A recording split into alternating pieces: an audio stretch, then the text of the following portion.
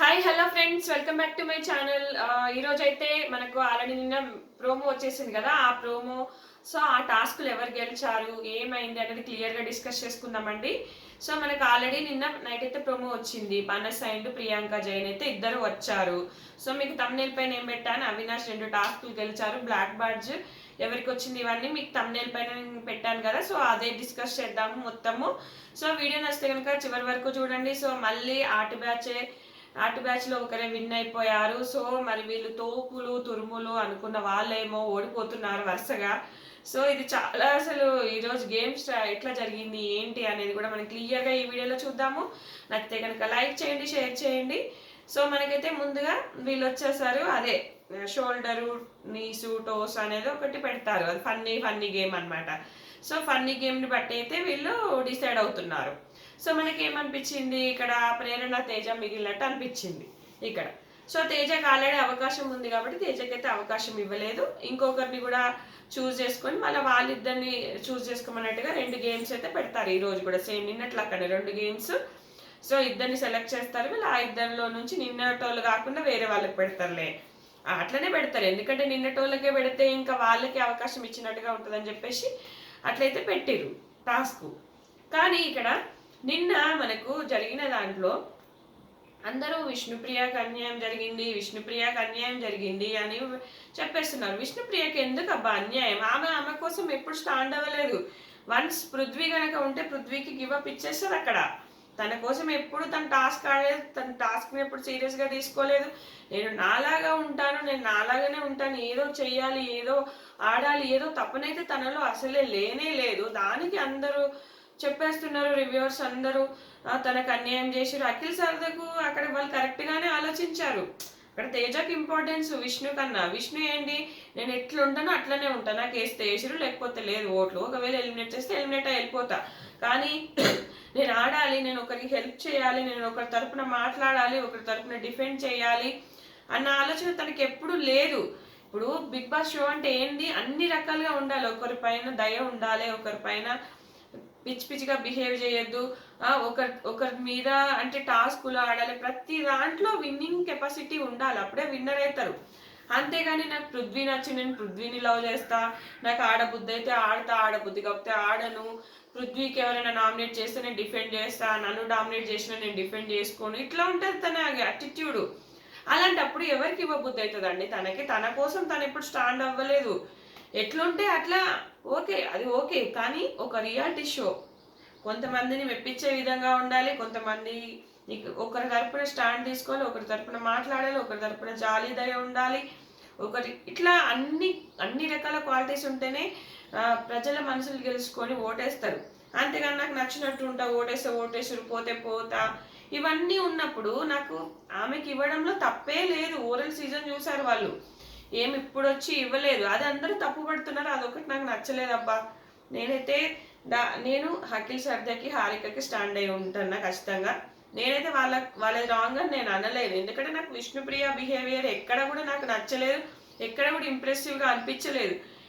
ఇప్పుడు పృథ్వీయే నా ప్రియారిటీ అన్నప్పుడు ఎందుకు ఏడుస్తున్నావు? నువ్వు ఏడవకు. పృథ్వీ ఏడిపోతే ఏడువు, నువ్వు ఓడిపోతే ఎందుకు ఏడుస్తున్నావు? నీకోసం నువ్వు ఎప్పుడు స్టాండ్ అయ్యి లేవు కదా. అది నా పాయింట్. అర్థమైతే జనాలకు అర్థమవుతుంది. తర్వాత మీరు ఒకసారి డీప్ థింక్ చేయండి, నేను చెప్పింది కరెక్టా కాదా అని ఒకసారి డీప్ థింక్ చేసి ఆలోచించి మాట్లాడండి. పెద్ద రివ్యూవర్స్ కూడా నిఖిల్ ఏడిస్తే నిఖిల్ మంచోడు అయిపోతాడు, విష్ణు ఏడిస్తే విష్ణు మంచిది అయిపోతుంది, మిగతా వాళ్ళంతా చెడ్డోళ్ళు అయిపోతారు. అక్కడ ఫస్ట్ నుంచి నువ్వు వాళ్ళ క్యారెక్టర్ చూడు, వాళ్ళ బిహేవియర్ చూడు, అది చూసి మాట్లాడండి ఇక్కడ. ఆ రోజు యష్మిదే తప్పుంది అని నిఖిల్ తిట్టారు. పాపం యష్మి ఏం చేసింది, యష్మి సైడ్ నుంచి కూడా కొన్ని యాక్షన్స్ ఉన్నాయి, యాక్షన్స్ బట్టి నిఖిల్ సైడ్ నుంచి కూడా రియాక్షన్స్ ఉన్నాయి. కానీ అక్కడ యష్మినే తప్పు పట్టిరు మీరు. యష్మి ఏదో అంటది కానీ తర్వాత సారీ చెప్పింది కదా. మరి నిఖిల్ నేను కూడా చేసినాను ఒప్పుకున్నాడా? నేను కూడా నా నుంచి రెస్పాన్స్ ఉంది యష్మి పట్ల. ఇప్పుడు ఒక మాట చెప్తా, విష్ణుప్రియ పట్ల పృథ్వీ ఎట్లున్నాడు, నిఖిల్ యష్మి పట్ల ఎట్లున్నాడు, అది ఒక్కసారి ఆలోచిస్తే మీకు పాయింట్ అర్థమవుతుంది. పెద్ద రివ్యూవర్స్ కూడా డీప్ థింక్ చేయకుండా అన్యాయం చేసిండు, ఆ రోజే జరిగింది, విష్ణుకి అన్యాయము, నిఖిల్ అఖిల్ వాళ్ళు తప్పు డెసిషన్ తీసుకున్నారు, ఇదే మాట్లాడతారబ్బా. మొత్తం ఆలోచించి మాట్లాడండి. మీరు అంత పెద్ద రివ్యూవర్స్, ఒక బిగ్ బాస్ షో చూసేటప్పుడు అన్ని రకాలుగా ఆలోచించి మాట్లాడాలి. వచ్చిన వాళ్ళు తప్పేం చేయలేదు, అది నా పాయింట్. సో ఈరోజు కూడా మనస్ ప్రియాంక జైన్ వచ్చారు, గేమ్స్ పెట్టారబ్బా. సో మనం ప్రోమోలో చూసినంత వరకు అక్కడ ఏమైంది, ప్రేరణ ఉంది. సో తేజ కూడా ఉంది, కానీ మనకు అక్కడ తేజకు అవకాశం ఇవ్వలేదు. నాకు తెలిసి నబీల్కి వీళ్ళిద్దరికి అవకాశం ఇస్తే వీళ్ళు ఇద్దరిని చూస్ చేసుకోమన్నారు అనుకుంటా. సో అక్కడ మొత్తం కలిపి 4 ఆడతారు. సో అవినాష్ అండ్ పృథ్వీ, నబీలు, ప్రేరణ 4 ఆడతారు. సో 2 గేమ్లు ఆడతారబ్బా. సో ఫస్ట్ మనకి ఇక్కడ అవినాష్ విన్ అయినట్టుగా తెలుస్తుంది. 2 టాస్కులు అవినాష్ విన్ అయ్యాడు. ఒకటేమో సుడోకు గేమ్ లాంటిదంట, ఒకటేమో క్రికెట్ లాంటి గేమ్ అంట. సో ఇక్కడ అవినాష్కి ఎక్కువ పాయింట్స్ వచ్చినాయంటే 40 ఎక్కువ పాయింట్స్, తర్వాత పృథ్వీకి వచ్చాయంటే 39 పాయింట్స్, తర్వాత ప్రేరణకంట, తర్వాత నబీల్ కంట. సో ఇట్లా వచ్చినాయి కాబట్టి నబీల్కు 24 పాయింట్స్ ఏమో వచ్చినాయంట. సో ఇక్కడ ఓడిపోయిన వాళ్ళకి బ్లాక్ బాడ్జ్ ఇస్తున్నారు కదా, సో నబీల్కి ఇచ్చారంట. ఇక్కడ నబీల్కి ఇస్తే ఇక్కడ మళ్ళీ అవినాష్ విన్నర్ అయ్యాడు. అవినాష్ తర్వాత మనకి పృథ్వీ అనమాట, గౌతమ్ లెక్క ఆ టాస్క్లో. సో ఇట్లా అయితే పాయింట్స్ని బట్టి అయితే బ్లాక్ బ్యాడ్జ్ ఇచ్చేసి తర్వాత గేమ్లో మొత్తానికి అయితే మళ్ళీ టీటీఎఫ్ కంటెండర్గా, సెకండ్ టీటీఎఫ్ కంటెండర్గా అయితే అవినాష్ అయితే గెలిచాడు. నిన్న రోహిణి గెలిచింది, ఈరోజు అవినాష్. సో మొత్తానికి ఆర్ట్ బ్యాచ్ కమేడియన్సే కాదు, మేము కూడా ఆడగలము, మేము కూడా గేమర్స్ అని నిరూపించుకున్నారు. సో అవినాష్ అయితే విన్ అయిపోయాడు. ఖచ్చితంగా రోహిణి కంటెండర్ అయింది, అవినాష్ కంటెండర్ అయ్యాడు. ఇది సూపర్ అనిపిస్తుంది. ఎవరైతే నబీలు ఈ జోకర్ గాళ్ళు వీళ్ళు కంటెండర్స్ అయితే ఈ గేమ్లో మజా ఏముంటుంది, మనం ఆడితేనే మజా ఉంటుంది అన్నట్టుగా మాట్లాడిన వ్యక్తికి అంటే కొట్టినట్టు అయింది మొత్తానికి. నిన్న కూడా వచ్చిన వాళ్ళని మేము ఎందుకు ఇంప్రెస్ చేయాలి, వాళ్ళు ఏదో ఒకటి చెప్తారు, వచ్చిన వాళ్ళు ఏదో ఒకటి చెప్తారు అంటే గౌతమ్ మీద చెప్తున్నాను వీళ్ళ కుళ్ళు. ప్రేరణ నబీల్కి అసలు అర్థం కావట్లేదు. బయట వచ్చిన వాళ్ళు ఇన్పుట్స్ ఇస్తే తీసుకోనికి రెడీ లేరు వీళ్ళు. గేమ్ మార్చుకోనికి వీళ్ళు ఎంతమంది వచ్చి చెప్పినా వీళ్ళు గేమ్ని మార్చుకోరబ్బా, మార్చుకోరు. అదే అతను ఏం చెప్పిండు, మనకి ఎక్కడ ఫాల్స్ ఉన్నాయి ఇవన్నీ డీప్ థింక్ చేసే అవకాశం లేదు. మనం ఇన్ని రోజులు మనం సేవ్ అయినా మనం మంచిగా ఆడలేదా అని ఇట్లా పోకడ నబీల్కి. ప్రేరణ కూడా అంతే. నిఖిల్ ఏమో నేను వాళ్ళని ఎందుకు ఇంప్రెస్ చేస్తా, నిన్న అఖిల్ సార్దక్ని అండ్ హారిక వాళ్ళు మనలాంటి వాళ్ళు, వాళ్ళని మేము ఎందుకు ఇంప్రెస్ చేయాలి, వాళ్ళతో మేము ఎందుకు ఇది చేయాలి, వాళ్ళు కూడా ఇన్ని రోజుల నుంచి ప్రజలు మనల్ని గెలిపించారు అంతే పోకడనమాట. ప్రౌడ్ ఇదే నేను అనేది. నిఖిల్లో ఉన్న కన్నింగ్నెస్ ఇదే, ఇది జనాలకు కనబడట్లేదు.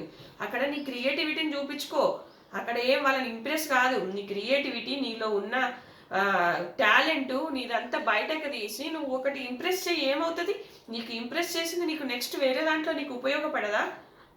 నువ్వు ఎక్కడన్నా నువ్వు ముందు ఏదైనా వర్క్ చేసినా నువ్వు, లేకపోతే నువ్వు చేసేదే నటింగ్ ఏమంటారు యాక్టింగ్ ఫీల్డ్. సో నువ్వు నటించు, నువ్వు ఎంత నటిస్తే నీకు అంత స్కిల్స్ పెరుగుతాయి. అక్కడ స్కిల్స్ వాళ్ళు చెప్పేది అదే, వాళ్ళు చూస్ చేసుకుందేంది అది స్పీడ్ అండ్ బ్యాలెన్సింగ్. ఇది కూడా ఒక పార్ట్. నీలో ఉన్న లోపట నీకున్న టాలెంట్ని బయటకు తీ ఏదో ఒక విధంగా. వాళ్ళని ఇంప్రెస్ చేస్తున్నా అనకు, నీలో ఉన్న క్రియేటివిటీని బయటకు తీస్తున్నా అనుకోవాలి అంతే తప్ప వాళ్ళనేంది నేను ఇంప్రెస్ చేసేది, వాళ్ళని చేయాల్సిన అవసరం నాకు లేదు, నన్ను ఇన్ని రోజులు ప్రజలు గెలిపించారు. కానీ నీలో ఉన్న ఒక నటనను కూడా ఇక్కడ ప్రజలు చూడాలనుకుంటున్నారు. జనాలు నీలో ఉన్న క్రియేటివిటీని నువ్వు ఎంతవరకు ఇతరులను మెప్పించగలవు, నువ్వు ఇతరులకు ఎంత గౌరవం ఇస్తున్నావు. వాళ్ళు గెస్ట్గా వచ్చారు, మీ లెక్కనే కాదు, వాళ్ళు కూడా గెస్ట్ లాగా వచ్చారు. కాబట్టి వాళ్ళకు నువ్వు మర్యాద ఇవ్వాలి. నువ్వు కూడా నెక్స్ట్ సీజన్కి ఇట్లా వచ్చినప్పుడు వాళ్ళు కూడా నేను ఇట్లా కేర్లెస్గా చూస్తే నీకు నచ్చుతుందా?